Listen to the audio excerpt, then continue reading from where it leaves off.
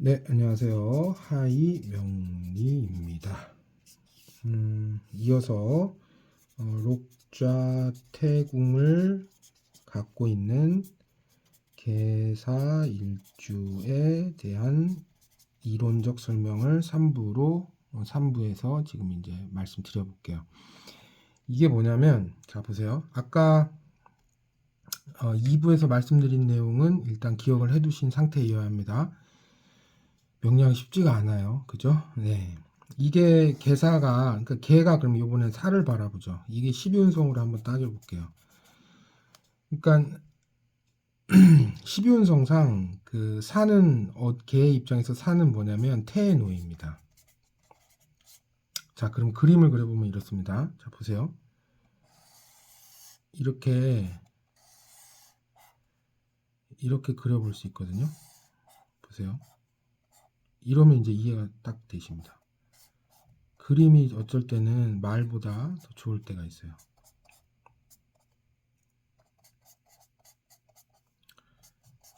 자, 자, 보세요. 네, 이런 겁니다. 이런 겁니다. 이렇게. 자, 보세요. 이렇게 되거든요. 자,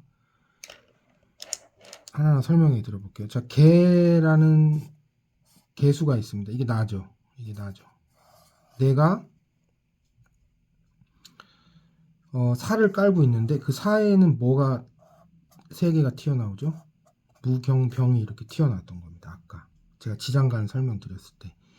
그리고 얘가 뭐였어요? 얘가 록이었죠? 그죠? 록. 그죠? 록. 얘라는 건 누구예요? 정관. 항상 기준은 뭐예요? 이 그림을 보실 때 기준이 누구예요? 나죠, 나. 내가 무라는 정관을 갖는 거고, 물론 얘는 어디서 나왔어요? 사에서 나왔으니까 록을 찾을 때는 사를 바라봤던 겁니다. 지금 방금 제가 드린 말씀이 최고 중요합니다. 자, 보세요. 항상 나를 기준으로 이 그림을 보셔야 되고, 이 무가 정관인 이유는 나를 기준으로 본 거고, 얘가 록인 이유는 사를 기준으로 본 겁니다. 어때요? 이 화살표 잘 보세요. 나를 기준으로 무가 정관인 건 이 화살표가 위로 향하죠. 나를 기준으로 봤으니까. 그죠? 그리고 얘가 록인 이유는 12운성상 4에서 나오니까 이렇게 본 거고요. 그 다음에 경은 뭐였어요? 경은 생이었죠. 장생이었죠.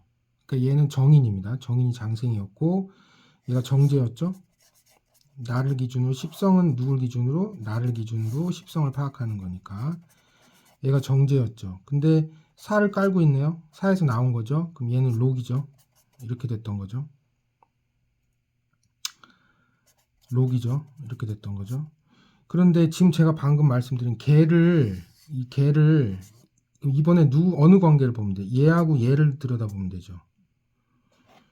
2, 3층 관계 받고 그 다음에 이렇게 관계 받잖아요. 이 관계하고 이 관계 다 살펴본 거거든요. 그럼 마지막 남은 건 뭐예요? 얘하고 걔하고 사를 보면 되잖아요. 얘가 뭐예요? 걔가 사를 깔고 있으면 12운성상 태지죠. 관계 다 본 겁니다. 지금. 그죠? 이 정도면 제가 설명을 해드린 것 같네요. 그래서 자 보세요. 그러면 잘 보면 이 건물이라고 생각해 보시면 록 에너지 큽니다. 생 에너지 큽니다. 록 에너지 큽니다. 12운성상. 근데 태 어때요? 에너지 이거 되게 작습니다. 절태양이기 때문에 이건 활동 거의 에너지가 마이너스라고 해도 과언이 아닙니다. 그러니까 에너지 높은 거 절대 아니죠. 그러면 잘 보세요. 이건 뭘 뜻하냐면 록자태궁이라는 거는 그런 의미입니다. 그러니까 록이 태를 깔고 앉았다는 거. 이게 이제 궁으로 보거든요. 제일 밑단에 깔린 걸 우리가 집궁자를 써서 제일 밑단에 깔린 걸 이제 궁이라고 이렇게 표현을 하거든요. 제일 밑단에 깔린 걸 이제 궁이라고 표현을 하는데, 그러니까 록이 태궁에 놓여 있는 거잖아요. 록이 여기도 물론 록입니다. 얘는 생이죠. 근데 어찌됐건 얘를 얘기하는 겁니다. 저는 일단 록은 록인데 그러니까 정관 직장이 좋긴 좋은데 높은 자리까지 올라가기에는 이 1층이 너무 기반이 약한 거죠. 그래서 개사일주분들이 어떤 위대한 정치가나 어떤 최고 권력자나 이렇게 되기가 힘든 겁니다. 그래서 그분들의 이제 삶의 어떤 전체적인 흐름을 보면 좋은 직장에서 오래 롱런 하시는 편이 좋습니다. 크게 과욕을 부리신다든지 그렇게 하시면 어차피 나중에 스스로 본인께서 너무 힘들어 하십니다. 왜냐면 다시 한번 얘기 드리지만 이 록이라는 게 좋은 거지만 그게 깔고 있는 자리 자체가 그 궁을 제일 밑단으로 보시면 돼요. 제일 하층부. 이게 이제 궁입니다. 이 자리가. 집궁자를 써서요. 여기가 힘이 좀 약한 편이 상대적으로. 그러니까 2층을 더 건물을 잘 지은 거죠. 그러니까 1층이 조금 말 그대로 좀 속된 표현이지만 조금 후달릴 때가 있죠. 에너지가 약하니까. 상대적인 겁니다. 물론 나쁜 건 아니에요. 태도 나쁜 건 아닌데 절대항에서 태는 그래도 좀 괜찮은 편이기 때문에 태도 나쁜 건 아닌데 어쨌든 태를 깔고 있다는 것 자체가 에너지 측면에서 그렇게 권장할 만한 정도는 아니거든요. 그래서 록이 앉아있다. 록이라는 녀석. 여기서 록은 누구였어요? 정관이죠? 직장이네요. 정관이니까. 그죠? 록이, 그러니까 직장이 앉은 자리가 조금 에너지가 약하다. 가끔 조금 힘들다. 그런 의미예요. 그래서 이런 분들은 어떻게 이제 말씀을 드리냐면, 롱런 하시는 쪽으로 가는 게 좋습니다. 탄탄하게 인생에서 직장을 가져가실 때 좀 실리를 추구하시는 게 더 좋습니다. 실리 추구형이 실리를 추구하시면서 이 일을 진행하시는 게 좋습니다. 그래서 너무 욕심 날 때 있거든요. 특히 올해 제가 아까 6월 달 운세도 제가 방금 그 전에 좀 찍은 게 있거든요. 그 올리기도 할 건데 특히 올해처럼 이렇게 갑진년이잖아요. 갑진년 이런 식으로 갑이 들어오면 이 개사 일에 태어나신 분들은 이게 상관이거든요. 그러니까 상관이라는 건 뭐예요? 직장을 그만두고 싶은 거거든요. 이때 이제 한번 뿌리가 1층에 해당하는 이 뿌리가 한번 이렇게 타격을 받습니다. 그래서 이럴 때일수록 이런 때가 오는 거죠. 쉽게 갑을 딱 맞아버리면 실리를 버리고 또 이상한 결정을 하시려고 하는 그런 게 있습니다. 그래서 이게 한번 갑이 들어왔을 때마다 이렇게 갑이나 을도 그래요. 을은 근데 조금 덜하기 때문에 제가 말씀을 좀 안 드리는데 갑은 거의 직방이거든요. 그래서 실리를 추구하시는 게 좋고 롱런을 하시는 쪽으로 항상 인생을 세팅을 그렇게 해가시는 게 좋습니다. 그래서 드리고 싶은 말씀은 또 갑은 10년마다 한 번씩 오거든요. 그래서 올해는 갑진이니까 또 이 개사일주로 제가 말씀을 안 드릴 수가 없어요. 그래서 이때 그러니까 직장이나 남편 문제, 여성은 남편 문제거든요. 남편 문제로도 올 수 있어요. 그래서 직장이나 남편 문제로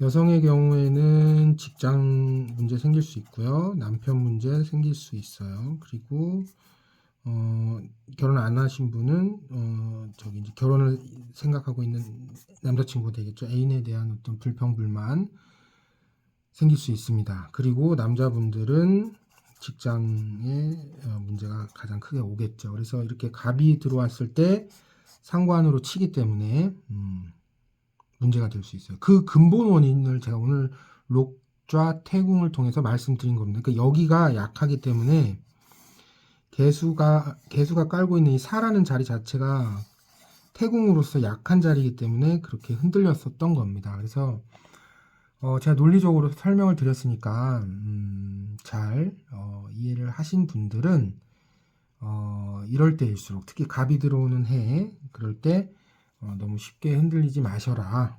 네, 이게 이제 결론 내드릴게요. 결론은요.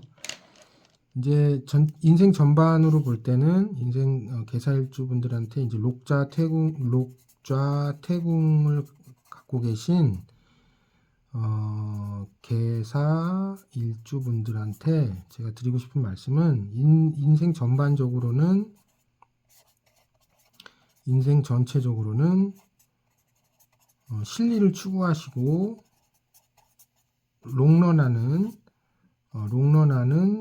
방향으로 나아가시는 게 좋다. 그 다음에 두 번째, 10년마다 한 번씩 찾아오는 이 갑이 뜬 해, 그러니까 올해와 같은 갑진년처럼 10년마다 한 번씩 찾아오거든요. 그러면 다음에는 언제 오겠어요? 올해가 24년이니까 2034년입니다. 이렇게 갑이나 또는 을도 좀 그런 성향이 있어요. 그래서 이럴 때일수록 마음을 잘 다잡고 실리를 추구하자. 그리고 롱런하는 쪽으로 가자. 내가 무슨 어떤 최고의 권력에 오르겠다 이런 생각도 잘 안 하시긴 하는데 너무 욕심 안 내셔도 튼튼하게 정말 남부럽지 않게 지내실 수 있거든요. 그러니까 너무 과욕하시면 안 돼요. 네, 물론 성향 자체도 그러신 분들은 잘 없는데 또 운이라는 게 잘못 맞아버리면 또 그렇게 헛된 잘못된 결정으로 좀 이렇게 힘들어 하실 수 있으니까 실리 추구해 주시고 롱런하는 방향으로 가주시면 특히 갑이나 을이 들어온 해, 그래서 특히 갑이죠. 제가 계속 강조드리는 이유가 다 있어요. 그래서 그럴 때 조금 좀 신중해 주시면 좋겠다. 그래서 좀 과욕 부리지 마시고 행복하고 튼튼한 삶 속에 튼튼하게 이제 기반을 가진 삶을 사실 수 있으니까 잘 지내셨으면 좋겠습니다. 그리고 제가 6월달 편에서 체력 관리도 조금 제가 설명을 드렸거든요. 개사일주분들 특히 제가 올 이제 또 여름 본격적으로 시작되면 6월달부터 체력이 좀 문제가 되실 수 있어요. 그래서 그 부분도 좀 참고를 해주시면 또 여름을 잘 보내시는 또 지혜로운 좀 어드바이스 좋게 봐주시면 좋겠어요. 그래서 그것도 한번 들어봐 주시면 도움이 될 것 같습니다. 네, 하여튼 좋은 성향을 갖고 계신 착하신 분들이죠. 개사일주분들. 제가 만난 분들은 다 그렇더라고요. 그래서 아무튼 앞으로 인생 잘 풀려나가시길 기원합니다. 네, 감사합니다.